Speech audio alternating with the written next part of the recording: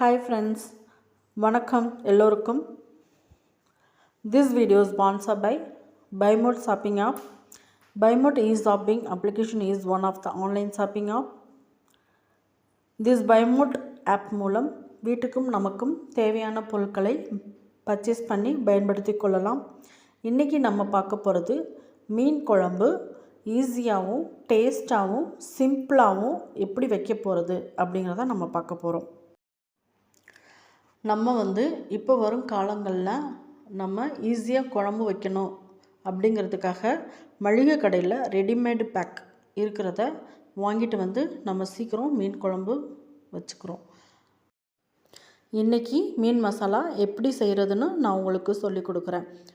நமக்கு தேவையான பொருட்கள்: மல்லி 4 டீஸ்பூன், சீரகம் 2 டீஸ்பூன், மிளகு 2 டீஸ்பூன், மிளகாய் வத்தல் 10 நம்பர்ஸ் எடுத்துக்கோங்க, காரத்துக்கு ஏற்ற மாதிரி.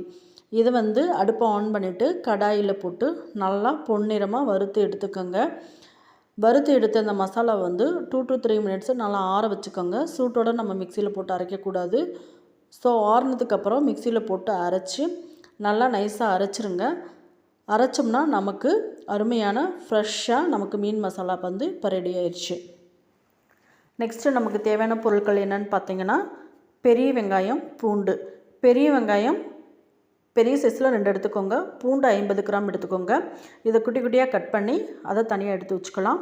நெக்ஸ்ட்டு தேவையான பொருட்கள் பார்த்திங்கன்னா, தக்காளியில் பெரிய சைஸ் 2 எடுத்துக்கோங்க.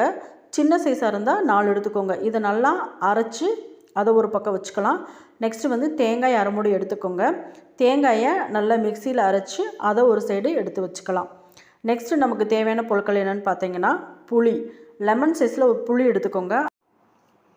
அந்த புளியை ஒரு பாத்திரத்தில் போட்டு நல்லா சுடுதண்ணி ஊற்றி ஊற வச்சுருங்க. அப்போ தான் அந்த புளியை கரைச்செடுக்க ரொம்ப ஈஸியாக இருக்கும். நெக்ஸ்ட்டு அடுப்பை ஆன் பண்ணிவிட்டு நம்ம ஒரு கடாயை வச்சுக்குவோம்.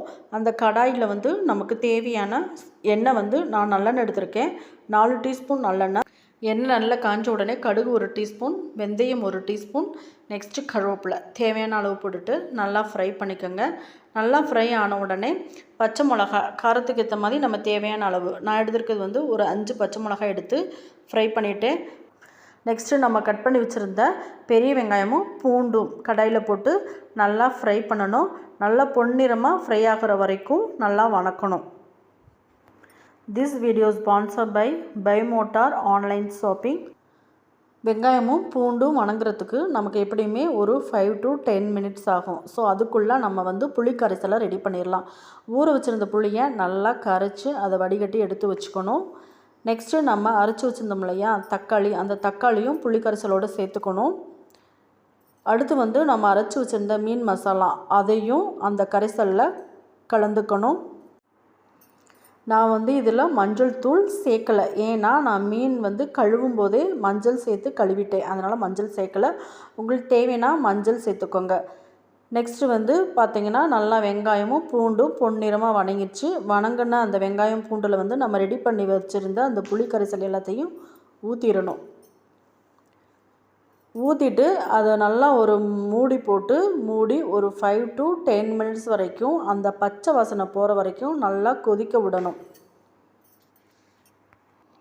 10 மினிட்ஸ் கழித்து மூடி ஓப்பன் பண்ணி பார்த்திங்கன்னா, குழம்பு நல்லா நறுமணத்தோடு நல்லா அந்த குழம்புலேருந்து எண்ணெயெல்லாம் பிரிஞ்சு நல்ல ஒரு வாசனையாக இருக்கிற ஸ்டேஜில் நம்ம அரைச்சி வச்சுருந்த தேங்காயை ஊற்றிக்கணும்.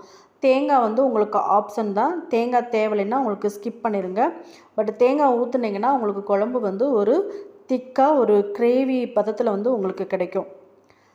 தேங்காய் ஊற்றுனதுக்கப்புறமும் நல்லா மூடி போட்டு க்ளோஸ் பண்ணி நல்லா கொதிக்க விடணும்.